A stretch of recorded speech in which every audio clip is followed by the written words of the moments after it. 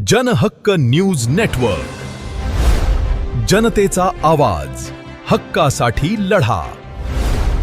संपूर्ण गावात 1 इंचही सरकारी जमीन नाही.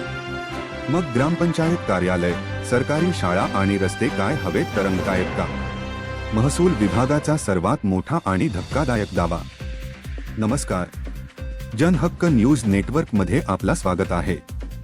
मौजे इंदिरा नगर तालुका पुसद येथे शासकीय जमीन, गायरान आणि गावठाण क्षेत्र किती शिल्लक आहे?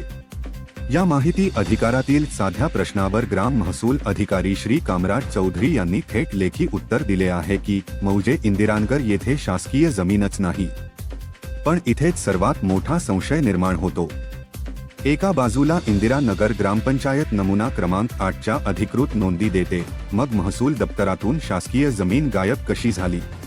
जर जमीनच नाही तर गावातील शासकीय शाळा, सार्वजनिक रस्ते, गटारे आणि स्मशानभूमी नेमकी कोणाच्या जागेवर उभी आहे?